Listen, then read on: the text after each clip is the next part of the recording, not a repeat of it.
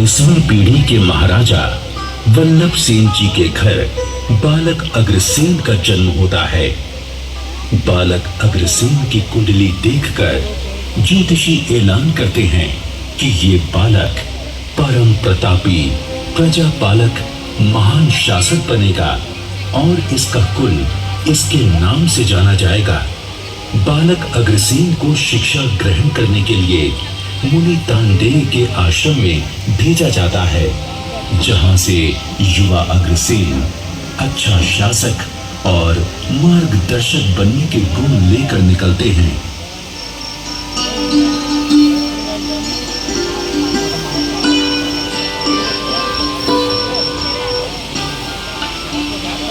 महाराज जय हो। नागराज विशाल का दूत आपकी सेवा में उपस्थित होने की आज्ञा चाहता है। आज्ञा है। मंत्रीवर, नागराज विशाल का दूत यकायक हमारे दरबार में क्या बात हो सकती है? महाराज, जिस राज्य में युवा और अविवाहित राजकुमार या राजकुमारियां हो, वहां तो राजदूतों का आना जाना लगा ही रहता है। अच्छा,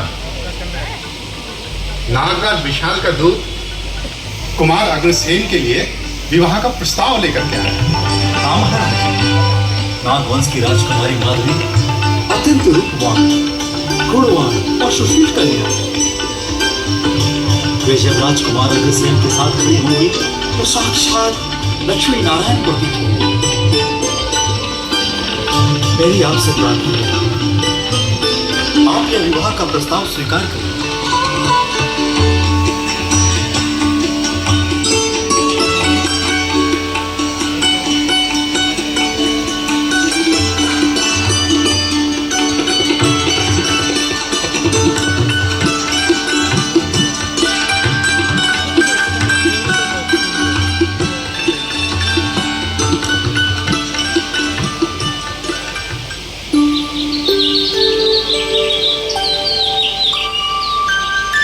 क्या बात है, आज राजकुमारी इतनी चुप क्यों है? नहीं तो पूरे आर्यावर्त में आजकल तुम्हारे ही सौंदर्य की चर्चा है राजकुमारी माधवी। राजकुमारी का सौंदर्य है ही ऐसा अलौकिक, तीनों लोकों में अतुल्य है। बस अब तू चुप कर और थोड़ी देर अपने जीवा को विश्राम दे।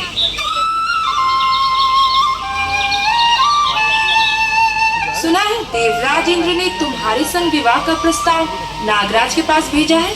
क्या देवराज इंद्र के साथ मेरा विवाह? असंभव। क्यों? समस्त वैभव के अधिपति देवराज में ऐसी क्या कमी है कि तुम उसे अपने योग्य नहीं मानते?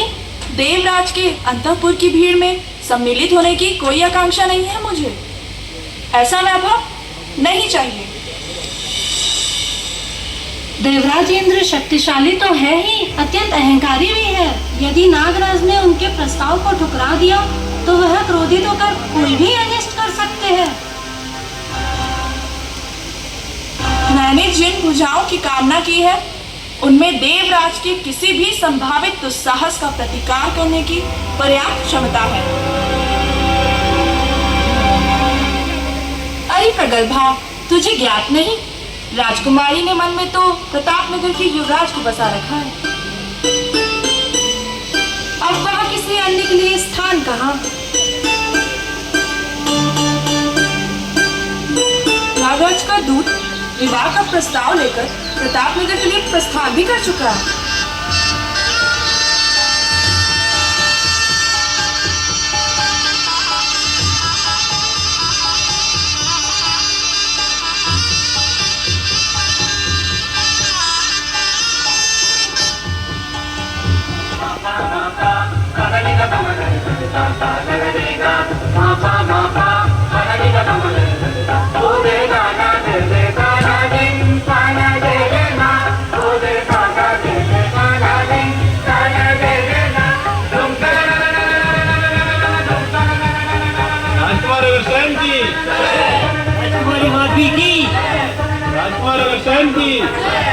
राजकुमारी माधवी की, राजकुमार अग्रसेन की, राजकुमारी माधवी की।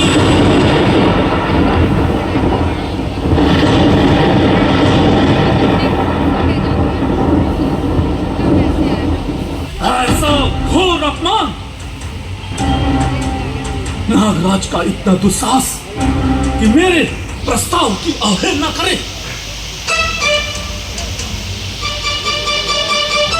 नागराज और अग्रसेन, तुम दोनों को इसका भयंकर मूल्य चुकाना पड़ेगा।